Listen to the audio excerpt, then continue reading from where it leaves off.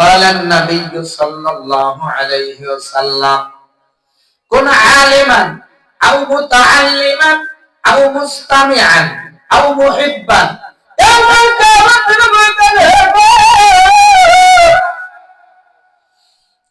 চারটা জিনিসের যাওয়ার আমাদের পদ্ধতি হবে, চারটা জিনিসের দ্বারা জান্নাতে যাওয়ার পদ্ধতি হবে। এক নম্বরে নবী বলে কোন আলিমান, নিজে আলেম হও, তাও যদি না পারো, আও মুতাআল্লিমান, আলেমের ছাত্র হও, তাও যদি না পারো, আও মুস্তামিআন, আলেমের সাথে বন্ধুত্ব করো, আলেমের সাথে আত্মীয় করো, তাও যদি না পারো, আও মুহিব্বান, আলেমকে মহব্বত করো, কোরআনকে মহব্বত করো, কোরআনকে ভালোবাসো। কোরআনকে মহব্বত করলে কি মর্যাদা আল্লাহ কত বাড়ায় দেয়, তার রেজাল্ট কত সুন্দর হয়। চমৎকার একটা ঘটনা মনে পড়ে গেছে, না বলবো কি? হ্যাঁ, কষ্ট হবে আপনাদের। দুনিয়ার মুসলমান শোনেন, এই কোরআনের সাথে সম্পর্ক রাখলে, কোরআনের সাথে বন্ধুত্ব করলে, কোরআনকে ভালোবাসলে, কোরআনের জন্য 10টা টাকা দিলে, কোরআনের ছাত্রদেরকে ভালোবাসলে কি লাভ জানো? তার রেজাল্ট কত সুন্দর হয়। আল্লামা সানাউল্লাহ পানিপতি রহমাতুল্লাহ আলাইহি তিনি তার কিতাবে লেখে, ওই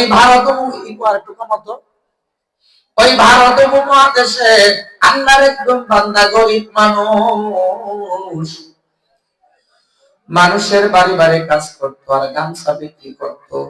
সারাদিন মানুষের বাড়ি কাজ করতো, বিকাল বেলা গামছার ব্যবসা করতো।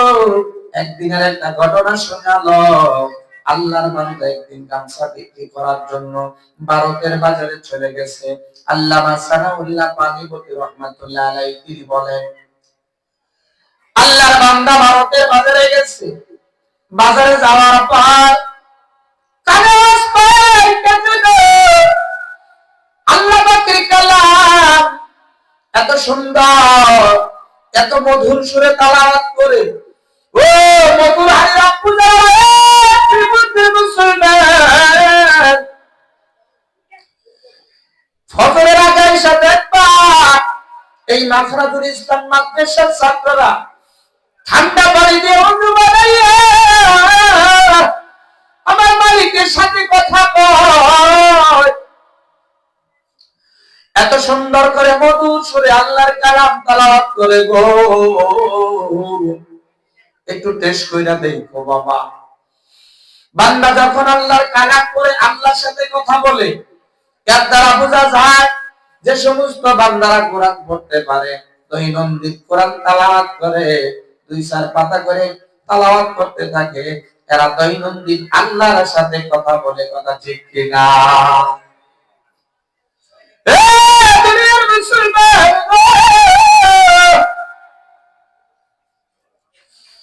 আল্লাহর বান্দা ভারতের বাজারে গেছে, শুনতেছে কে যেন আল্লাহ পাকের কালাম এত সুন্দর করে করে মধুর সুরে তেলাওয়াত করতেছে। আল্লাহর বান্দা গামছা ব্যবসায়ী দৌড় দিয়ে কোরআন পড়নেওয়ালা লোকটার কাছে চলে গেল। কোরআন পড়নেওয়ালা এবার আল্লাহর কোরআন তেলাওয়াত করতেছে, আফালা ইয়ানজুরুনা ইলাল ইবিলি কাইফা খুলিকাত ওয়া ইলাস সামাই কাইফা রুফিআত ওয়া ইলাল জিবালি কাইফা নুসিবাত ওয়া ইলাল আরদি কাইফা সুতিহাত ফাযাক্কির ইন্নামা আনতা মুযাক্কির। আল্লাহর বান্দা এত সুন্দর করে বলে আমার মালিকের কালাম মধুর সুরে তেলাওয়াত করতেছে। গামছা ব্যবসায়ী লোকটা ডেকে বলে, ও ভাইজান, এত সুন্দর করে আমার মালিকের কালাম তেলাওয়াত করতেছেন গো, এত সুন্দর করে কি তেলাওয়াত করেন, এত সুন্দর লাগে, যতই শুনি ততই মায়া লাগে, যতই শুনি গো ততই মধু লাগে। কোরআন পড়নেওয়ালা লোকটা দেখে দেখে বলে এটা আমার আল্লাহ পাকের কালাম। গামছা ব্যবসায়ী বলে আমার মালিকের কালাম, আমার কাছে একটু দেন। বলে কোরআন দিয়ে কি করবেন? আপনি কি কোরআন পড়তে পারেন? গামছা ব্যবসায়ী লোকটা দেখে বলে না না, আমি কোরআন পড়তে পারি না,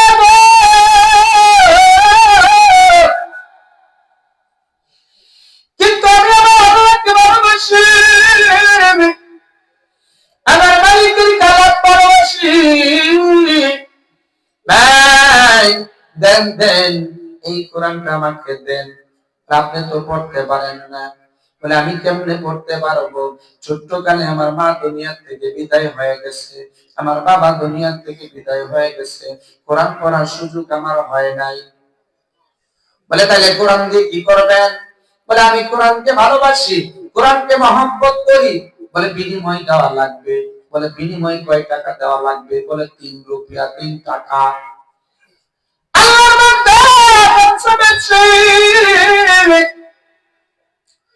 বাড়িতে চলে গেল। এবার বাড়িতে যাইয়া তন্ন তন্ন করে ঘরের মধ্যে টাকা তালাশ করতেছে, নাই টাকা নাই গো।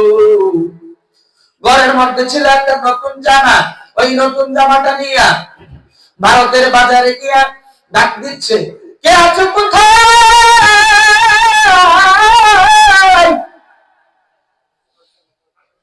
আমার কাছে একটা নতুন জামা আছে, এই জামাটা বিক্রি করবো।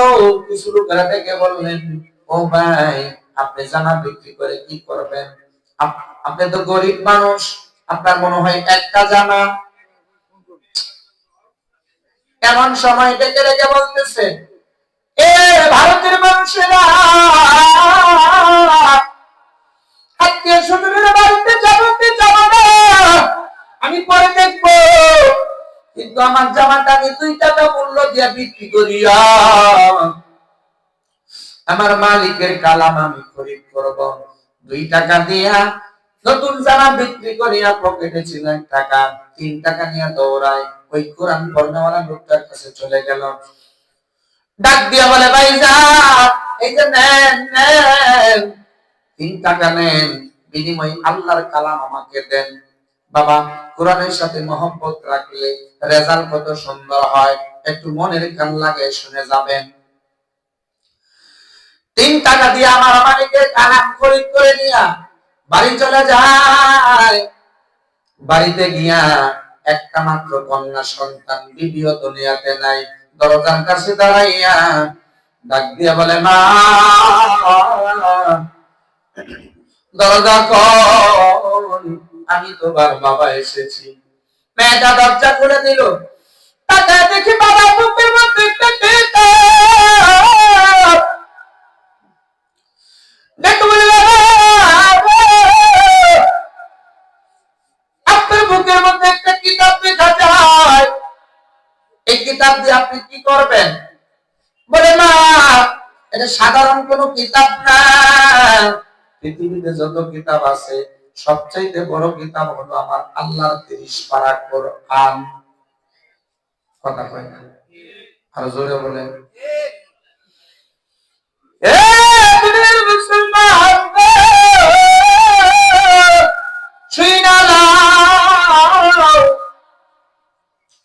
বলে, বাবা আপনি কিতাব দিয়ে কি করবেন?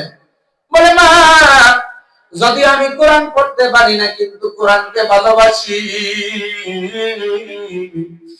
আমি যদি কোরআন পড়তে পারি না, কিন্তু আমার মালিকের কালাম ভালোবাসি, আমার আল্লাহকে ভালোবাসি গো। আল্লাহর বান্দা গামছা ব্যবসায়ী রাত্র যত গভীর হয়, কোরআন একবার বুকে নেয়, আরেকবার মাথায় নেয়, আরেকবার শোনা দেয়। রাত যখন গভীর হয়, তাহাজ্জুদের নামাজ পড়িয়া অমিনাল লাইলি ফাতাহাজ্জাতু বিহি নাফিলাতাল্লাহ, তাহাজ্জুদের নামাজ পড়ে পড়ে আল্লাহর বান্দা কোরআন পড়তে পারে না, কিন্তু কোরআন খুলিয়া লাইনে লাইনে ভাবে আঙ্গুল ঘুরায় আর বলে, হাযা কালামু রাব্বি,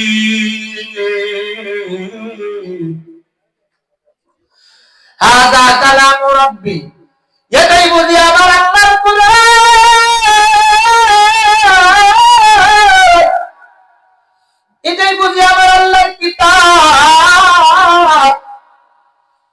আমার মালিকের কালাম আমি পড়তে পারি না, আমি হতভাগা না রে গুনাহগার, আমি কোরআন পড়তে পারি না। এই কথা বলে বলে ওই গামছা ব্যবসায়ী লোকটা চোখের পানি ছেড়ে দিয়া কান্দে গো। দীর্ঘদিন এরকম করার পরে আমার মালিকের কি কুদরত, আমার মালিকের কি কুদরত। আল্লাহর বান্দা একদিন দুনিয়া থেকে বিদায় হয়ে গেল। কোরআনকে ভালোবাসার কারণে রেজাল্ট কত সুন্দর হয়েছে, মর্যাদা কত বেড়ে গেছে। শোনো ও মুমিনের দল, একটু মনের কান লাগা শোনেন গো। আল্লাহর বান্দা দুনিয়া থেকে বিদায় হয়ে গেছে।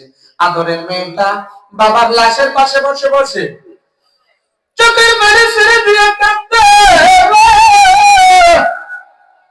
ও বাবা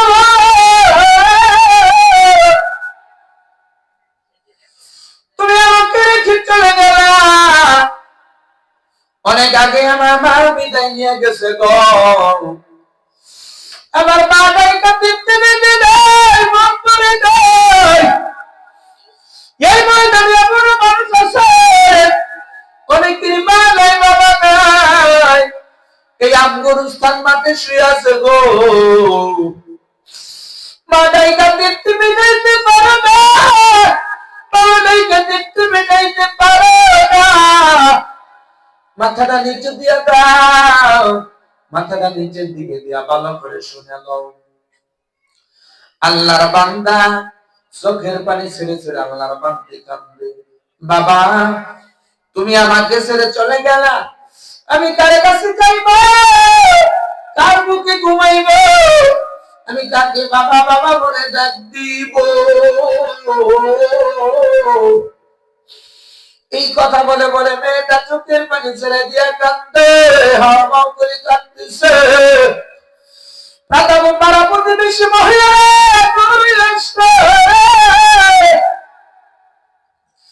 এসে বলে, মেয়ে এই গভীর রাত্রে তুমি কেন কান্দ? মেয়েটা ডাক দিয়ে বলে, ও প্রতিবেশীরা, আমি কেন কান্দি? আমার বাবা নাই, বাবা দুনিয়া থেকে বিদায় হয়ে গেছে। আমি কার কাছে যাব, কাকে আমি বাবা বলে ডাক দিব? প্রতিবেশীরা সান্ত্বনার বাণী শোনায় বলে, এই মেয়ে কান্দিস না, তোরে আমরা দেখে শুনে রাখবো, আদর করবো। এমন সময় মেয়েটা চোখের পানি ছেড়ে দিয়ে কান্দে। দেখে বলে, প্রতিবেশীরা আপনারা আমাকে আদর করবেন, ভালোবাসবেন, ঠিক আছে, কিন্তু আমার বাবা প্রতিদিন প্রতিদিন ভারতের বাজার থেকে আইসা আমাকে যে একটা মধুমাকে দিত, আমাকে যে একটা মধুমাকে দিত, এই ডাকটা তো আর কোনোদিন আমি শুনতে পাইব না। এই কথা বলে বলে মেয়েটা চোখের পানি ছেড়ে কান্দে। রাত শেষ হয়ে গেল। সকালবেলা মেয়েটা আবার অনুমতি দিয়ে দিল আমার বাবাকে কাফন পরান, আমার বাবাকে গোসল করাইয়া কাফন পরাইয়া জানাজা পরাইয়া জীবনের শেষ বিদায় দিয়ে দেন। আমার লাশের খবর বন্ধু আসবে একদিন জানি, আসবে তোমরা ফেলবে শুধু দুই নয়নের পানি, আসবে তোমরা ফেলবে শুধু দুই নয়নের পানি। এই ধরাতে রয়েছি বন্ধু তোমাদেরই ভিড়ে,